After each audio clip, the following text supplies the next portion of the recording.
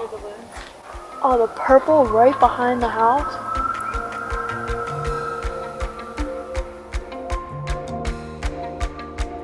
Hit it with water? There's a dog in the house, so Corey and Jeff have gone in and they've broken into the house to try to find the dog.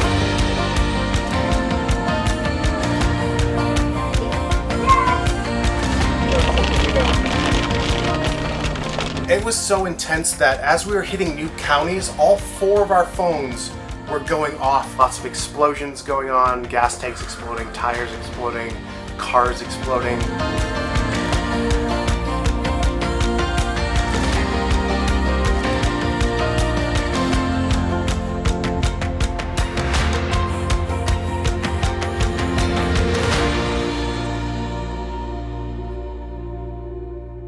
All right, what do we got going on? We are hitting the road again today. We have had the very best time hanging out with our friends here in Springfield. They so graciously allowed us to stay on their incredible property. So we were sad to say goodbye. It's been amazing to go back to a place that I hadn't been in decades and to show Corey and the girls where I went to school. It was really awesome. But we are hitting the road and we have a 1,600-mile road trip. We're heading up to Elkhart and then ultimately to Maine. Yeah, we got a little bit of business for a couple days in Elkhart, so it should break it up, but yes, 1,600 miles. Here we come.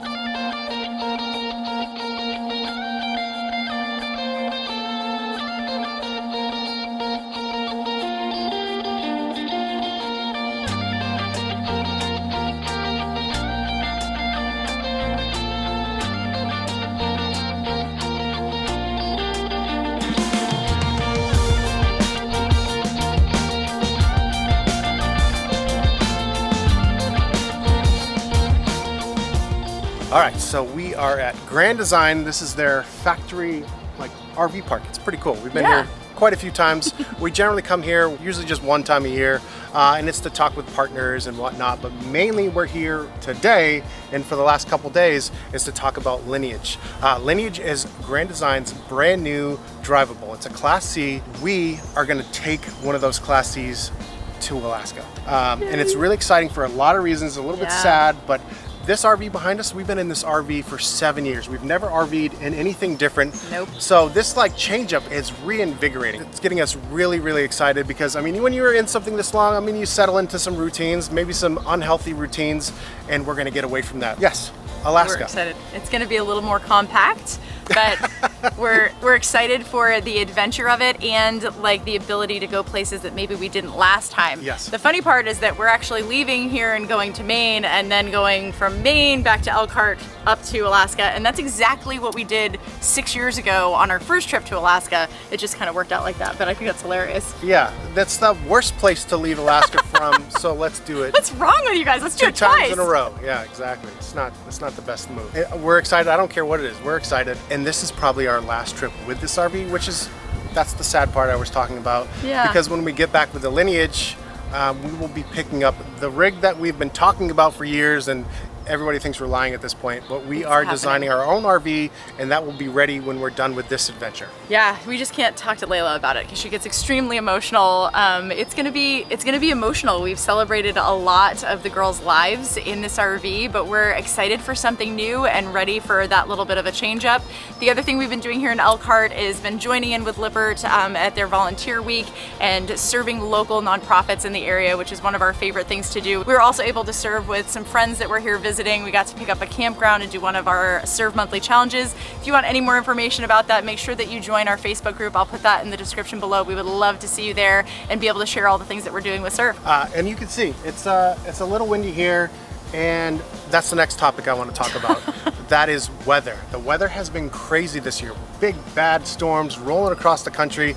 They're not like, ooh, it's so bad. It is actually like, tornadoes touching it's down happening. It's in crazy happening. Places. Yeah. We're not gonna mess around with this one. We're gonna leave tomorrow, but we're just gonna leave tonight. Yeah. Just because I can see the cells moving across. They're gonna hit here, and I think we can get ahead of it. So don't be afraid to leave a little bit early. If you're watching the radar and you're seeing it going across the country, and you're gonna go that direction, beat it. Get ahead of it. So right now, it's calling for tornadoes and baseball-sized hail right here.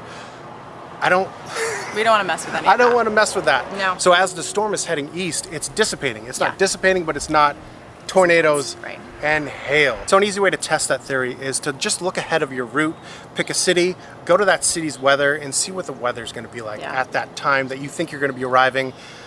And that will tell you if you're doing the right thing or the wrong thing. For sure. It looks like Pennsylvania, by the time the storm gets to Pennsylvania, which is 5 hours for us, it should be dissipated to just a regular old thunderstorm. So that's our goal. Not bad, but we're gonna hit the road.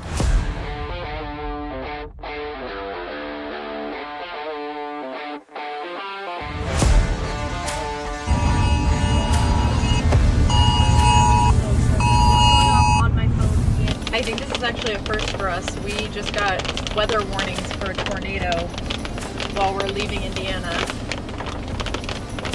The rain has just started. We kept thinking we were going to get ahead of the storm and be ahead of everything, but I don't actually know now. We need to get on 80 so we can pick up some speed.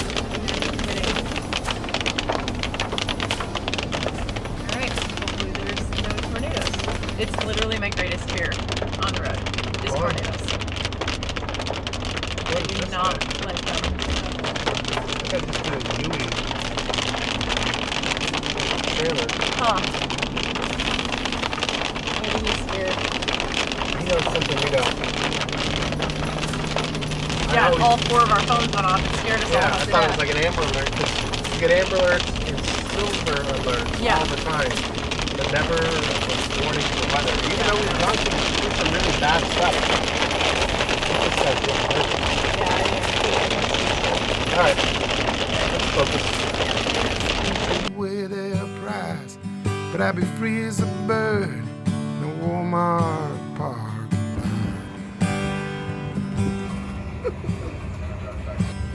I'm proud to be just who I am.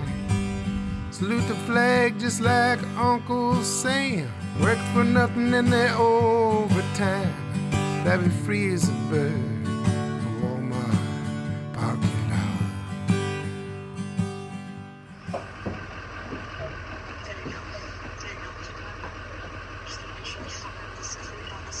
You can keep coming, but you only have like a few more feet before you're gonna need to straighten out. There you go.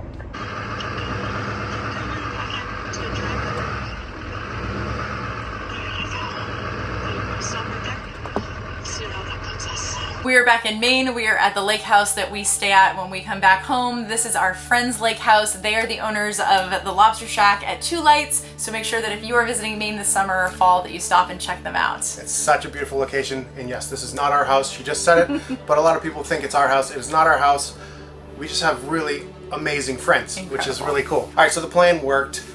It was a little stressful just because we didn't stop as much as we normally would because that storm system was chasing us the whole entire time we were on the roads. It was so intense that as we were hitting new counties, all 4 of our phones were going off again, like in quads. Terrifying, actually.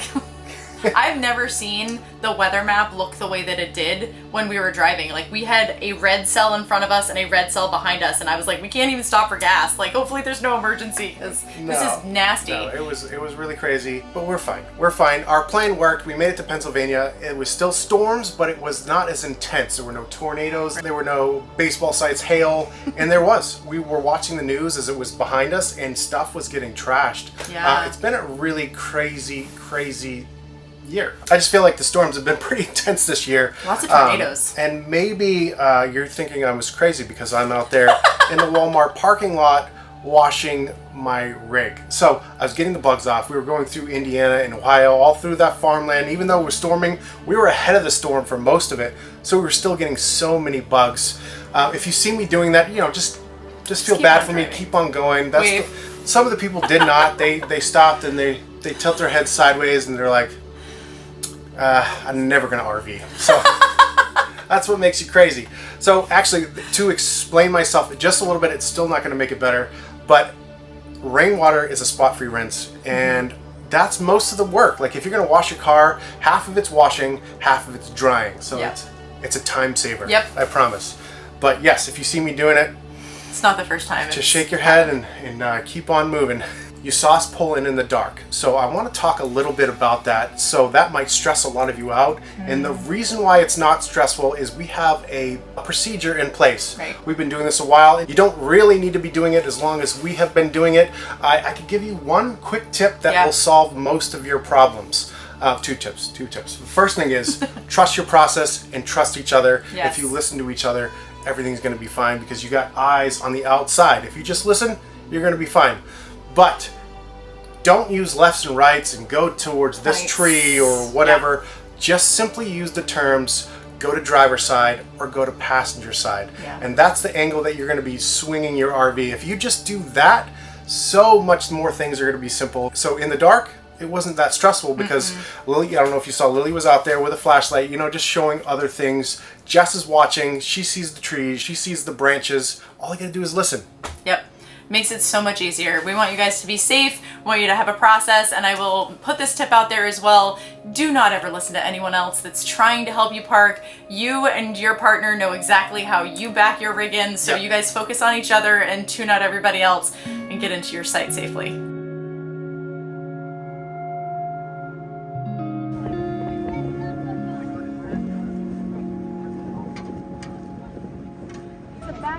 I don't see anybody outside anywhere. Yeah, which is good. Is there anything we could get out of the house for them? Probably not. Honey, it's okay. We're not close, baby. It's okay. It's okay, baby. Did they hit it with water? I Is think that what? Wow. Oh my gosh. So we were out for a boat ride tonight on Sebago that we stay out with our friends. We saw black smoke. There are a couple houses that are on fire and they actually know the family that lives there are friends. And there's a dog in the house, so Corey and Jeff have gone in and they've broken into the house to try to find the dog. The house is on fire. We're just praying that they find the poor little guy and that they get out soon. Car, that's the girlfriend of the son. Our family's out to dinner. Okay. Can you tell me you got the dog? Yeah. I'll let him know on the boat. Yeah, well, we can, Oh, the dog was not happy at all. You had to dig him out from under the bed. Between that and all the explosions from Oh the my propane gosh. tank. Oh, baby! Ricardo! Ricardo?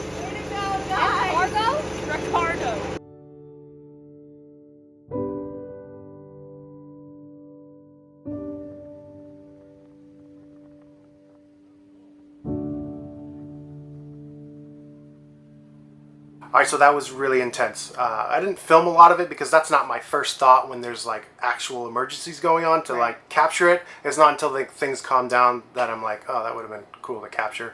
Not just for YouTube, but for, you know, life purposes. It was really, really, really crazy.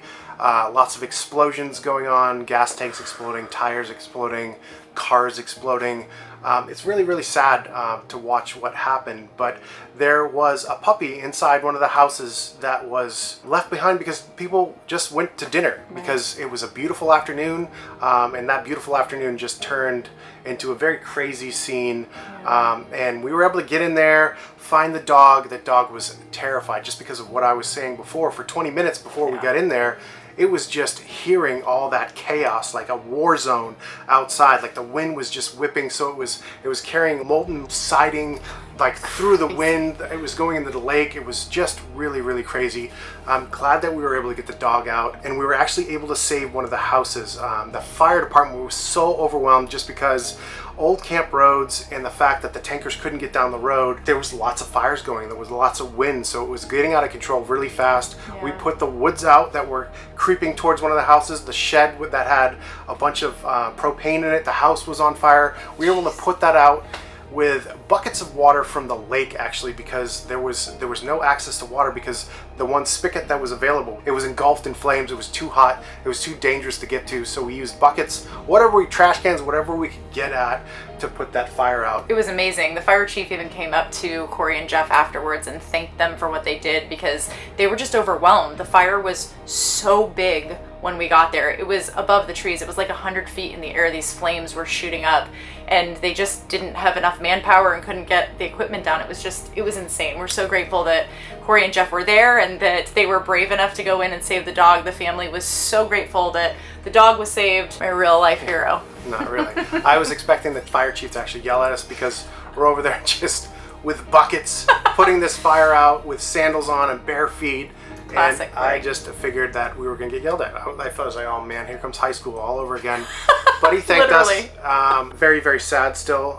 2 houses were lost, a lot of outbuildings, garages, boats, cars. Yeah, a couple firefighters were taken into the hospital overnight. They were all released this morning, but they had like smoke inhalation and like heat exhaustion, all that kind of stuff. So we're super grateful. No one was seriously injured, but I mean, it's really sad. These camps have like, you know, some of them 100 years of memories in them. Stuff goes really, really quick. It's just another reminder that we want to be out here making memories with our family and not worrying about things as much. Sometimes it gets hard to remember that in our culture and in our society. So it was a very intense reminder, but we ended up heading back on the boat and wrapped up the evening. Yeah, it was supposed to be a quick 30-minute tour around the lake, you know, wrapping up after a meal several hours later. But I'm glad we were there. I was glad that we were able to help, and I'm glad that nobody got seriously hurt. Stuff can be rebuilt. It's very, very sad, but yeah. Okay, so this is what I've been talking about for years.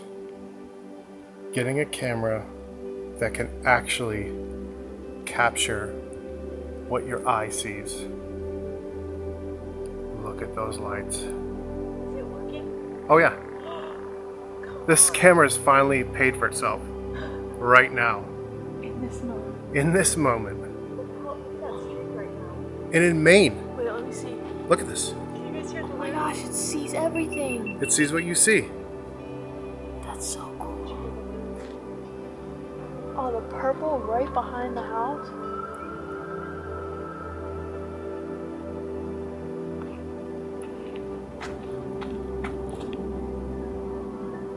Oh my gosh.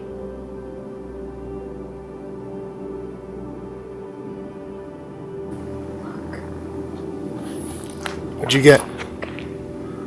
Oh my gosh, yeah. Oh, we should've gone on the kayaks. I didn't even know you could see this in Maine. Wow.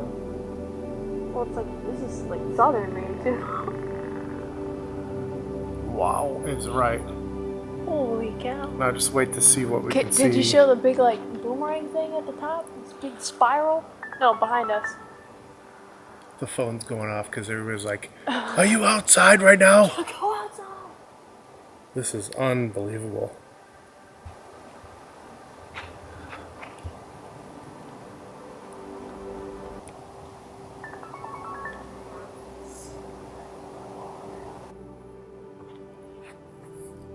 It's starting to dissipate a little bit from when we first came out here. I didn't get my act together. I was like, it's not gonna come out. We're in Maine. I'm like, Dad, get outside. This is absolutely beautiful.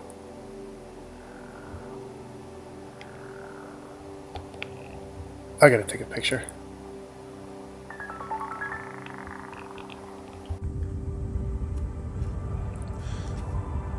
I really should set up a time lapse.